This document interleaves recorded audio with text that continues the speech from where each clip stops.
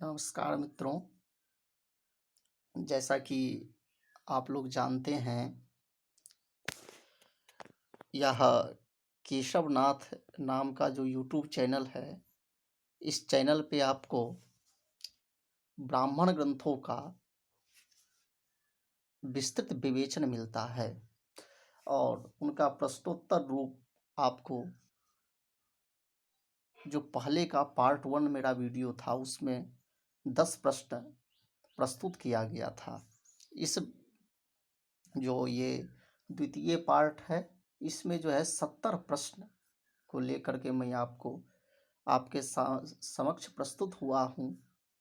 इसमें प्रायः मैंने इस वीडियो में जो ब्राह्मण ग्रंथों का सूक्ष्माति सूक्ष्म विषय है, एक भी विषय छूट न जाए, इस तरह से मैं संकलन करने का प्रयास किया हूँ।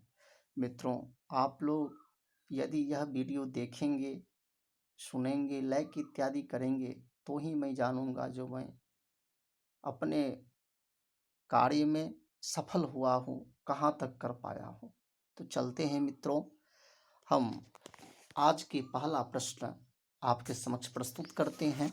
तो मित्रों, पहला प्रश्न है, अनुब्राह्मणम इति शब्दस्य प्रयोगः कुत्र? अनुब्राह्मण शब्द का जो अनुब्राह्मण शब्द है, उसका प्रयोग हमें कहाँ पे पहले मिलता है? तो अनुब्राह्मणमिति शब्दस्य प्रयोगः पाणिनेः अष्टाध्याय्यां वर्तते। अनुब्राह्मण इस शब्द का प्रयोग पाणिनि के अष्टाध्यायी में पहले मिलता है। आचार्याणां कति गणाः सन्ति? आचार्यों के कितने गण हैं? गणत्रयम् अस्ति, तानि च माण्डुकेयगणः, सांख्यायनगणः, अश्वलायनगणश्चेति। आचार्यों का कितने गण हैं? तो कह रहे 3 गण हैं। पहला कौन सा है? मांडुकेय गण। दूसरा कौन सा है? सांख्यायन गण। तीसरा कौन सा है? अश्वलायन गण। सवर स्वामी मतानुसारेण ब्राह्मण विधि नाम संख्या कतिधा? सवर स्वामी के मत के अनुसार ब्राह्मण विधि की संख्या कितने हैं? तो कहा जा रहा है 10धा संख्या अस्ति। ब्राह्मण विधि नाम संख्या 10धा अस्ति। ब्राह्मण विधि का संख्या 10 है। संहितायां कस्य प्राधान्यम भवति? ब्राह्मण ग्रंथेषु कस्य प्राधान्यम भवति? संहिता में किसका प्रधानता होता है? ब्राह्मण ग्रंथों में किनका प्रधानता होता है? संहितायां स्तुतीनां प्राधान्यम भवति, ब्राह्मणेषु तद्विधीनामेव प्राधान्यम अस्ति। संहिता ग्रंथों में स्तुति का प्रधानता होता है, ब्राह्मण ग्रंथों में उनके विधियों का प्रधानता होता है। ब्राह्मण ग्रंथेषु मुख्य विषयोस्ति। ब्राह्मण ग्रंथों का मुख्य विषय है विधिरेव ब्राह्मण ग्रंथस्य मुख्य विषयोस्ति। विधि ही ब्राह्मण ग्रंथों का मुख्य विषय है। अर्थवादे कयोः निवेशनम अस्ति? अर्थवाद में किनका निवेशन है? तो अर्थवादे निंदा स्तुत्योः निवेशनम अस्ति। अर्थवाद में निंदा और स्तुति का निवेशन है। ब्राह्मण ग्रंथानां प्रतिपाद्य विषये केषां निर्देशोस्ति? ब्राह्मण ग्रंथों का प्रतिपाद्य विषय में किसका निर्देश किया गया है? तो कह रहे हैं हेतु निर्वचनम निंदा, प्रशंसा संशयो विधि, परक्रिया पुराकल्प, व्यवधारण कल्पना, उपमानम दशैते तु विधयो ब्राह्मणस्य तु। इस प्रकार यह श्लोक जो मैं बोला हूँ, यह सवर स्वामी के द्वारा, जो कि जैमिनी का जो न्यायमाला है, उनके भाष्यकार हैं, उनके द्वारा ये निरुक्तक जो ब्राह्मण ग्रंथ जो है उसका 10 विषय जो है वो प्रतिपाद्य है। एतेषां 10 वस्तूनां निर्देशः ब्राह्मण ग्रंथे अस्ति, अर्थात इस 10 वस्तु का निर्देश ब्राह्मण ग्रंथों में है। परक्रिया पुरा कल्पः किन नाम, परक्रिया किसको कहते हैं, पुराकल्प किसको कहते हैं, तो इसके विषय में एक श्लोक बहुत अच्छा है, वह है अन्यस्यान्यस्य चोक्तिर्या बुधे प्रोक्ता पुराकृतिः यो ह्यत्यंत परोक्षार्थः सा पुराकल्प उच्यते।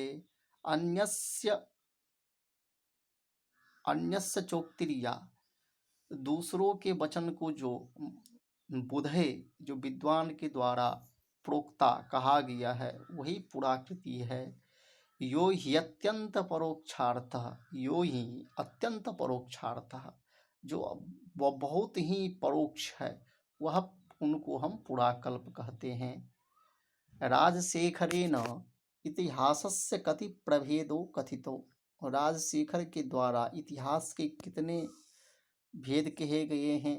राजशेखरेण इतिहासस्य 2 प्रभेदो कथितो, राजशेखर के द्वारा इतिहास का 2 प्रभेद कहा गया है, भेद कहा गया है। परक्रिया का, परक्रिया किसको कहते हैं, परक्रिया किसको कहते हैं। यस्याम कथायाम एकमेव नायको भवति सा परक्रिया यथा रामायणम, जिस कथा में एक ही नायक हो उसको हम परक्रिया कहते हैं, जैसे रामायण। पुराकल्प के नाम जो है, पुराकल्प किसको कहते हैं, पुराकल्प किसको कहते हैं, पुराकल्प, पुराकल्प किसको कहते हैं। क्या यत्र बहु नायकाः भवन्ति सा पुराकल्प इति कथ्यते, जहाँ पर बहुत सारे नायक होते हैं उसको हम पुराकल्प कहते हैं, जैसे महाभारत। अनुष्ठाने सौकर्यायकस्य उत्पत्ति अभूत, अनुष्ठान में सौकर्याय के लिए, सहूलियत के लिए किसका उत्पत्ति हुआ, श्रौत्र सूत्रानाम उत्पत्ति अभूत, श्रौत सूत्रों का उत्पत्ति अनुष्ठान के सौकर्याय के लिए हुआ था। परक्रिया पुराकल्पयोः समावेशो कस्यांतर्गते भवति, परक्रिया और पुराकल्प का समावेश किसके अंतर्गत होता है। परक्रिया पुराकल्प का समावेश आख्यान के अंतर्गत होता है। विधि शब्दस्यार्थो भवति, विधि शब्द का अर्थ होता है यज्ञः तथा तस्यांगानाम उपांगानां चानुष्ठानस्योपदेशः, विधि शब्द का यज्ञ होता है अर्थ, और उसके अंग उपांग अनुष्ठान का उपदेश। सहनः पवस्व संगमे अस्याः ऋचः गायनं किमर्थं भवति, सनः पवस्व संगमे, ये जो ऋचा है ऋग्वेद का, इसका गायन किस लिए होता है। कह रहे हैं पशूनाम रोग निवृत्त्यर्थम, पशुओं के रोग निवृत्ति के लिए। ब्राह्मण ग्रंथेषु कस्य प्रथमावतारो अभवत, ब्राह्मण ग्रंथों में किसका प्रथम अवतार हुआ। विनियोगस्य प्रथमावतारो अभवत, विनियोग का प्रथम अवतार हुआ। आनोपवस्व संगवे अस्य मंत्रस्य गानं किमर्थं भवति, आनोपवस्व संगवे, इस मंत्र का गान क्यों होता है। दीर्घ रोग निवृत्त्यर्थम गायनम भवति, इस मंत्र का गान दीर्घ रोग निवृत्ति के लिए गायन किया जाता है। हेतु पदेन कस्य निर्देशम भवति, हेतु पद के द्वारा किसका निर्देश होता है। हेतु पदेन तत् कारणानाम निर्देशो भवति, हेतु पद के द्वारा उसके कारण का निर्देश होता है। आदित्यस्य कस्य मूर्धनः सृष्टिरभवत्, आदित्य का किसके शीर्ष से सृष्टि हुआ। आदित्यस्य प्रजापतेः मूर्धनः सृष्टिरभवत्। आदित्य का प्रजापति के सिर से सृष्टि हुआ। कस्मात् कलशस्य सोमरसं पीत्वा देवताः अमरा बभूवुः। द्रोण किस कलश से सोमरस को पी करके देवता लोग अमर हो गए। द्रोण कलश से सोमरस पी करके अमरा बभूवुः, अमर हो गए। अमेध्या वै मासाः इति कस्य वचनम्। अमेध्या वै मासाः, ये किसका वचन है?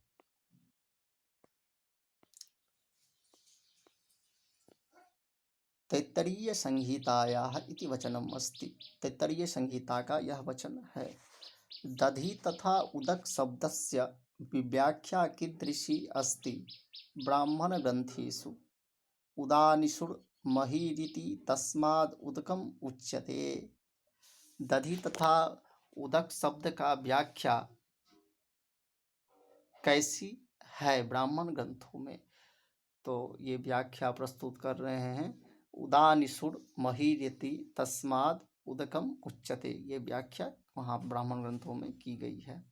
मनवाणे अनयोर्मध्ये प्रजापति अनुसारेण श्रेष्ठः कः। मनवाणी मध्ये प्रजापति अनुसारेण मन एव श्रेष्ठः।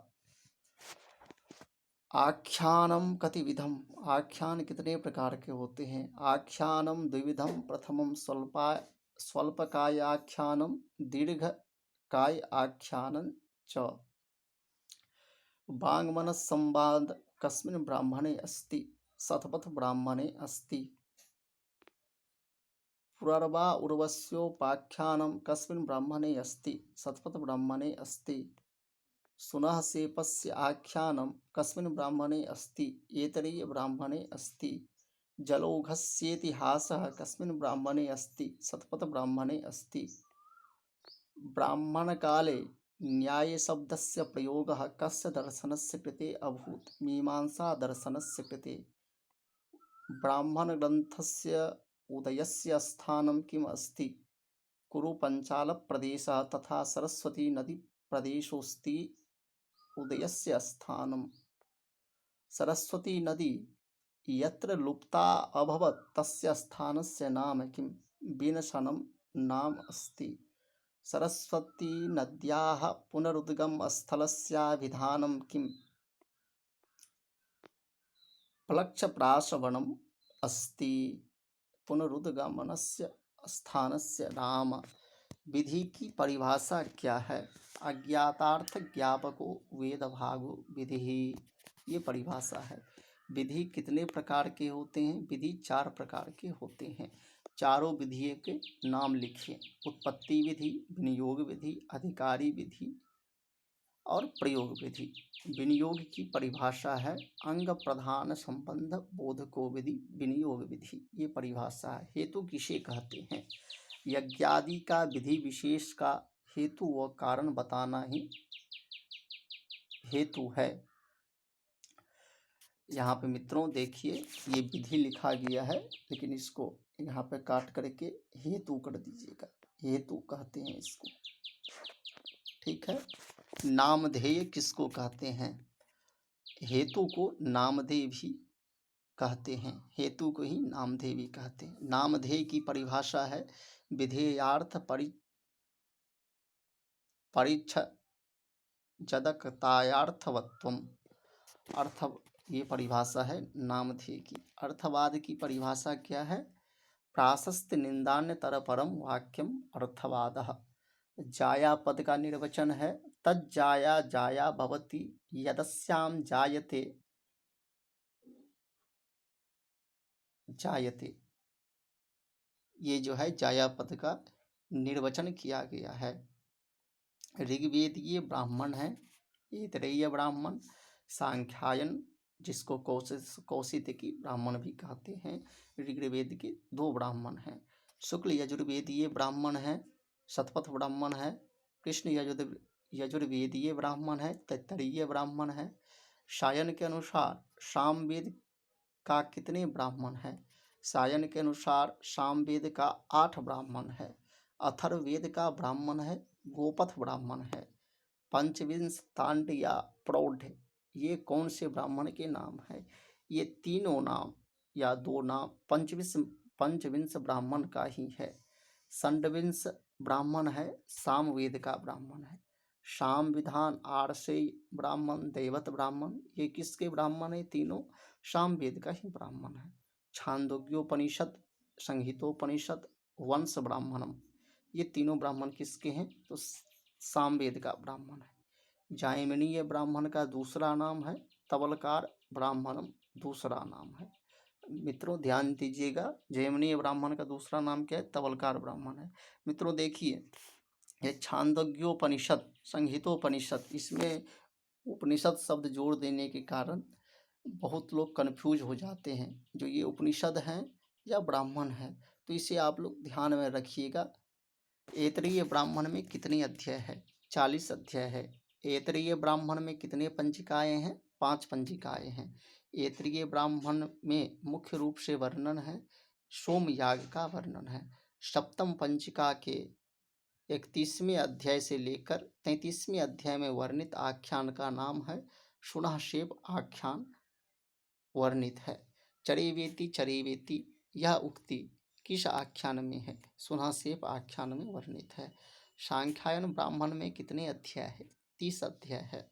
अग्न्याधान, अग्निहोत्र, 10 पौर्णमास, चतुर्मास, यष्टियों का वर्णन है सांख्यायन ब्राह्मण में वर्णित है। शतपथ ब्राह्मण में कितने पाठ मिलते हैं? इनके 2 पाठ मिलते हैं, माध्यम दिन साखी, कनो साखीय।